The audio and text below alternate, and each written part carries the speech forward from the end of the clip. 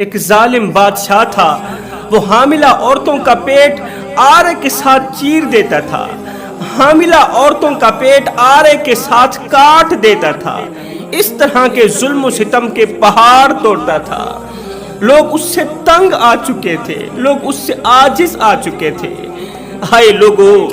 مظلوم کی بد دعا سے بچنا۔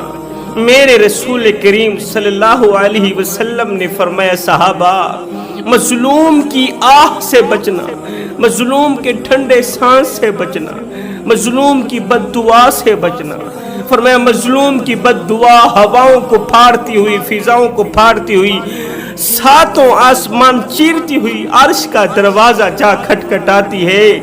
اور اپنی بات منوا کر ہی دم لیتی ہے۔ فرمایا مظلوم انسان ہو، حیوان ہو، جانور ہو، عورت ہو، مرد ہو، کوئی بھی ہو، مظلوم کی بد دعا 1 سیکنڈ کے اندر اندر قبول ہوتی ہے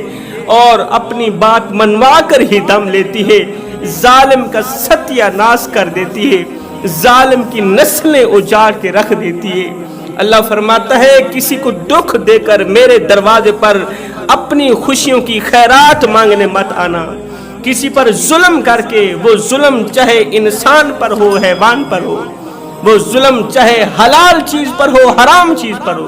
کتے پر بھی ظلم نہ کرنا۔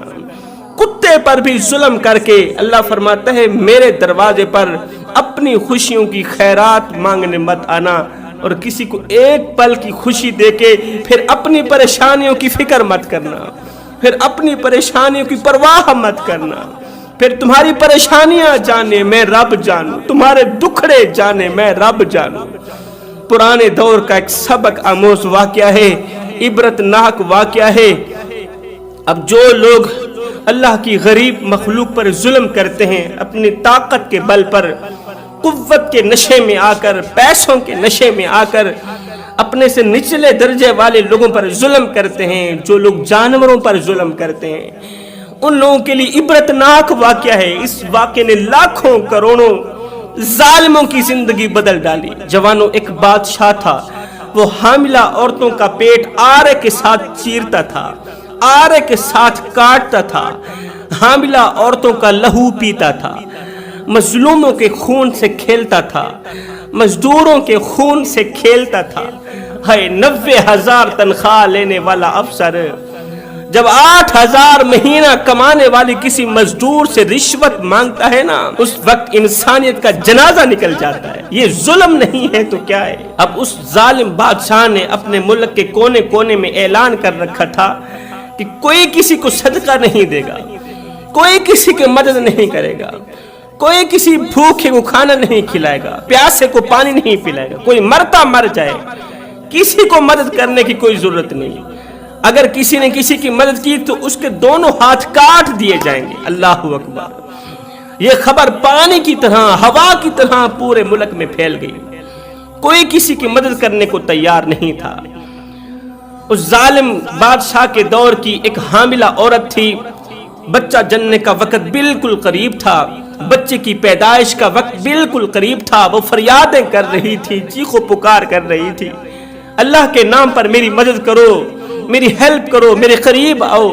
عورتوں کو پکارتی رہی، بلاتی رہی، کوئی بھی اس کے پاس مدد کے لیے نہ آئی۔ موت کی سی اذیت پا کر وہ بیچاری عورت موت کے منہ میں چلی گئی۔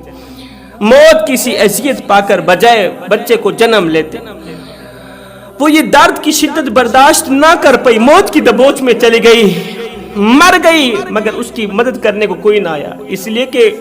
بادشاہ کا خوف طاری تھا، اگر ہم اس عورت کی مدد کریں گے تو بادشاہ ہمارے دونوں ہاتھ کاٹ دے گا۔ اللہ اکبر! بادشاہ کے دبدبے نے سب کو پاگل کر رکھا تھا، بادشاہ کی اس خوف نے سب کے اندر سے رحم چھین رکھا تھا، ترس چھین رکھا تھا، کسی کے اندر بھی رحم نام کی کوئی چیز موجود نہیں تھی۔ اللہ کا کرنا ایسا ہوا کہ ایک فقیر تھا، 3 دن کا بھوکا تھا، 3 دن سے کھانے کو کچھ نہیں ملا تھا، خالی پیٹ لے کر اس کی کمر جھکی ہوئی ہے، کمزوری نے جسے چاروں طرف گھیر رکھا ہے، کانپتے ہاتھوں اور جھکی کمر کے ساتھ لاٹھی ٹیکتے ہوئے اس دور کی ایک عورت کے پاس گیا، کہنے لگا میں 3 دن کا بھوکا ہوں، مجھے کھانے کو کچھ نہیں ملا۔ اگر میں بھوک سے مر گیا تو قیامت کے دن تمہارا اور تمہارے ظالم بادشاہ کا شکوہ کروں گا، اگر تم جنت میں چلے گئے تو میں جنت میں کبھی نہیں جاؤں گا، قیامت کے دن میں تمہارے لیے وبال بن جاؤں گا، تمہارے لیے عذاب بن جاؤں گا اگر مجھے روٹی نہ دی۔ اس نیک دل عورت نے کہا، جس عورت کے پاس گیا تھا وہ عورت نیک دل تھی، سخی عورت تھی، مگر اس نے کہا فقیر میاں تو واقعی 3 دن کا بھوکا ہے، تیرے چہرے پر بھوک کے آثار نمودار ہیں، بھوک کے آثار نمودار ہیں، اور اگر تو بھوک سے مر گیا تو کوئی شک نہیں تو قیامت کے دن اللہ کے حضور شکوہ پیش کرے گا اور ہمیں تباہ و برباد کر کے رکھ دے گا، مگر میں کیا کروں، میں بھی تو مظلومہ ہوں نا،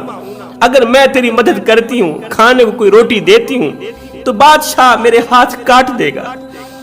بادشاہ ہاتھ کاٹ دے گا، میں ہاتھوں سے معذور ہو جاؤں گا، پھر میں کس طرح پکاؤں گی، کس طرح کھاؤں گی، کس طرح اپنی دیکھ بھال کروں گی۔ تو اس فقیر نے کہا تم مجھے کھانے کے لیے روٹی دے دو، میری بھوک مٹا دو، میں دعا کروں گا کہ بادشاہ کا غصہ، بادشاہ کا دبدبہ تیرے اوپر اثر نہیں کرے، بادشاہ تیرا کچھ بھی نہیں بگاڑ سکے گا۔ فقیر کی یہ درد بھری باتیں سنتے ہی اس نیک دل عورت کا دل بھر آیا،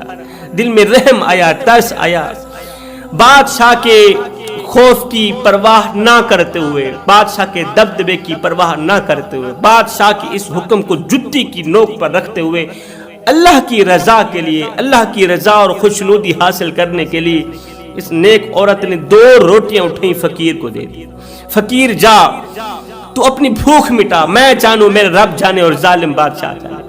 فقیر نے جاتے ہوئے دعا کی اللہ تعالیٰ تجھے ایک بیٹا عطا کرے، اللہ تعالیٰ تجھے بیٹا عطا کرے، کوئی بھی غم تیرے قریب نہ آنے دے۔ یہ دعا کرتے ہوئے وہ فقیر اللہ والا وہاں سے چلا گیا۔